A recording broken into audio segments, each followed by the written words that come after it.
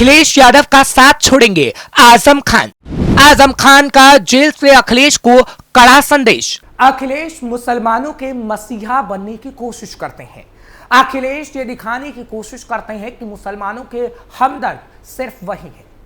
लेकिन अब अखिलेश की पोल पट्टी आजम खान ने खोल डाली है, क्योंकि योगी का ऐसा एक्शन हुआ कि अखिलेश के गहरे राज आजम ने उगल डाले।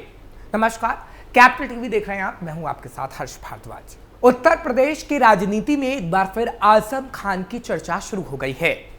इस बार चर्चा यह है कि सीतापुर जेल में बंद आजम खान यूपी की सियासत के नए मोहरे सेट करने में जुट गए हैं। जल्द आजम खान बड़ा ऐलान भी कर सकते हैं और ये खबर है कि आजम खान अखिलेश यादव का साथ छोड़ सकते हैं। सूत्रों के मुताबिक लंबे समय से परेशान आजम खान और उनके परिवार की मुश्किलें अब जल्द खत्म हो जाएंगी। सूत्र बताते हैं कि आजम खान और यूपी सरकार के बीच रिश्ते बेहतर हो रहे हैं। यही वजह है कि पिछले 2-3 महीनों से आजम खान और उनके परिवार को मुकदमों से राहत मिल रही है। पर क्या वाकई ये सच है? क्योंकि सूत्रों के मुताबिक इसकी शुरुआत दिसंबर 2024 में हो गई थी, जब 10 दिसंबर 2024 को आजम खान ने जेल से अपने संदेश वाली चिट्ठी रामपुर के सपा जिला अध्यक्ष अजय सागर से जारी करा दी थी।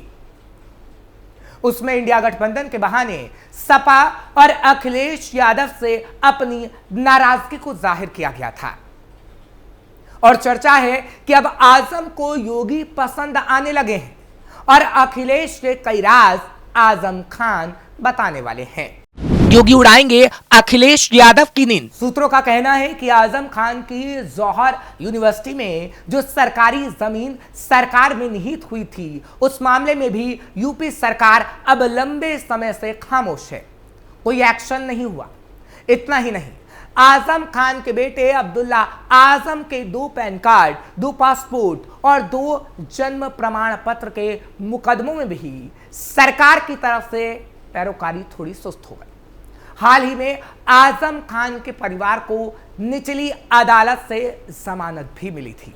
आजम खान की पत्नी डॉक्टर तंजीम फातिमा और बेटे अब्दुल्ला आजम जमानत पर जेल से बाहर आ चुके हैं। जल्द आजम खान भी जमानत पर बाहर आ सकते हैं, ये कयास लगाया जा रहा है। अगर ये बात सही निकलती है तो इससे अखिलेश यादव की नींद तक उड़ सकती है।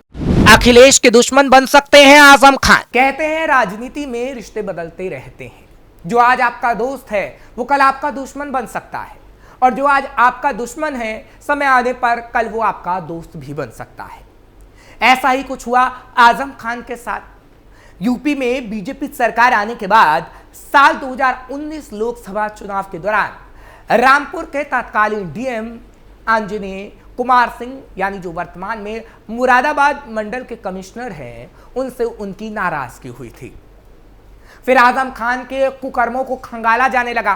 फिर सैकड़ों मुकदमे आजम खान और उनके परिवार वालों पर लगा डाले गए। परिवार को जेल जाना पड़ा और मुसीबतों का पहाड़ आजम खान पर टूट पड़ा, जिसके बाद खुद को आजम का करीबी बताने वाले अखिलेश ने आजम खान की कोई भी मदद नहीं की और आजम खान से किनारा कर लिया। आजम खान की बेगम ने भी अखिलेश पर कसा था तंज। आपको याद होगा, पिछले दिनों समाजवादी पार्टी के अध्यक्ष अखिलेश यादव ने घर आकर आजम खान की मुलाकात की तो आजम खान की बेगम तजीन फातिमा ने कहा था कि उन्होंने आजम खान साहब की खैरियत पूछी। वो पार्टी के अध्यक्ष हैं, अच्छा लगा, हमारे घर आए, मेरी कोई खास बातचीत नहीं हुई, मैंने भी उनसे कुछ नहीं कहा।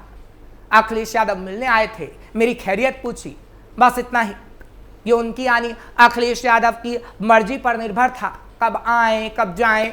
अखिलेश यादव ने कोई आश्वासन मुझे नहीं दिया, वो आश्वासन देने की स्थिति में थे ही नहीं। मामले कोर्ट के अंदर है, यानी आजम खान के परिवार को भी अखिलेश यादव पर कोई भरोसा नहीं था।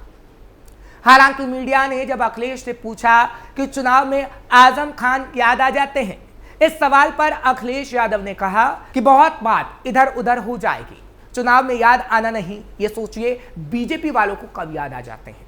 कानूनी लड़ाई है उसमें आजम खान को पूरी मदद न्यायालय कर रहा है। जो लड़ाई संविधान बचाने की थी, लोकतंत्र बचाने की थी, वो लगातार हम लड़ ही रहे हैं। क्या अखिलेश यादव की वजह से जेल गए आजम? आरोप ये लगे कि मुसीबत के समय समाजवादी पार्टी ने आजम खान और उनके परिवार को अकेला छोड़ दिया। कुछ ने तो ये तक कह दिया कि आजम खान और उनके परिवार को जेल भिजवाने में अखिलेश की सहमति थी। सपा में आजम खान के रिश्ते बनते बिगाड़ते रहे हैं। पिछली बार भी जब आजम खान जेल से बाहर आने वाले थे, इसी दौरान उनके करीबियों ने दावा किया कि आजम खान पार्टी से अलग हो जाएंगे, लेकिन अखिलेश यादव ने उनके 2 करीबी लोगों को विधान परिषद और उनके केस लड़ रहे वकील कपिल सिब्बल को राज्यसभा भेजकर आजम खान को मना लिया था। लेकिन सूत्रों का दावा है कि इस बार आजम खान सपा को अलविदा कह देंगे और अपना एक नया राजनीतिक दल बना डालेंगे।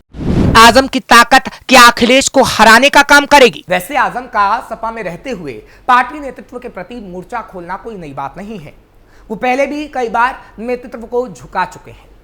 सपा संस्थापक मुलायम सिंह के कार्यकाल से लेकर वो अखिलेश यादव के राजनीति में सक्रिय होने के बाद भी अपनी बात मनवाते रहे हैं। इसी साल लोकसभा चुनाव में आजम ने पहले सीतापुर जेल में मिलने गए पार्टी अध्यक्ष अखिलेश यादव से खुद चुनाव लड़ने की बात कह डाली थी। उनके नहीं लड़ने पर आजम खेमे के सपा नेताओं ने चुनाव बहिष्कार तक की घोषणा कर दी थी। पार्टी प्रत्याशी मोहिबुल्लाह नदवी के विरोध में नामांकन भी करा दिया। हालांकि सपा प्रत्याशी विजयी रहे। वहीं जैसा कि हमने आपको पहले भी बताया, आजम खान के पार्टी जिलाध्यक्ष अजय सागर के माध्यम से एक संदेश सार्वजनिक भी कराया गया था, जिसमें संभल की तरह रामपुर पर भी ध्यान देने की बात कही गई। संदेश में उन्होंने INDIA का उल्लेख किया, लेकिन संभल में INDIA घटक सपा ही आक्रामक रही। जाहिर है आजम का निशाना सपा पर ही था। इस संदेश के पीछे माना जा रहा था कि आजम सपा से मुस्लिमों को विमुख करना चाहते हैं।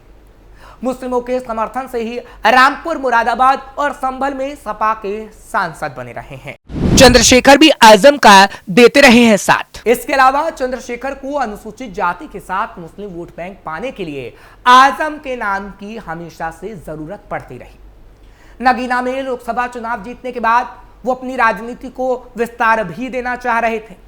इस राजनीतिक परिस्थितियों को भांपकर ही सपा मुखिया अखिलेश यादव रामपुर जाकर आजम परिवार से मिले थे।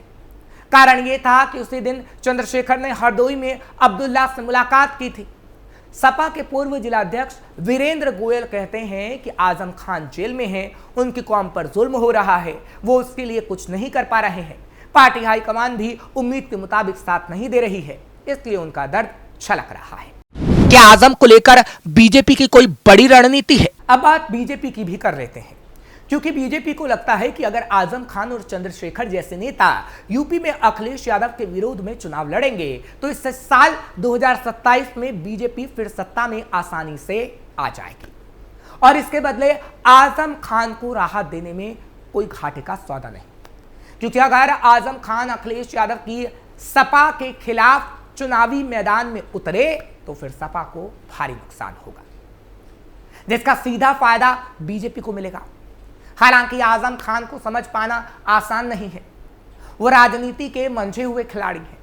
भले ही उनके करीबी लोग और सरकार में बैठे नेता अखिलेश के साथ आज की नाराजगी से खुश हो रहे हों, लेकिन आजम खान कब क्या फैसला लेंगे ये तो आजम खान ही जानते हैं। क्योंकि लोग कहते हैं कि आजम खान जो कहते हैं वो करते नहीं और जो करते हैं वो कहते नहीं। फिलहाल यूपी की राजनीति और ब्यूरोक्रेसी में आजम खान की चर्चा काफी गर्म है। फिलहाल आपको ये खबर कैसी लगी कमेंट सेक्शन में जरूर बताएं। खबर को लाइक शेयर करें, कैपिटल टीवी को सब्सक्राइब जरूर करें।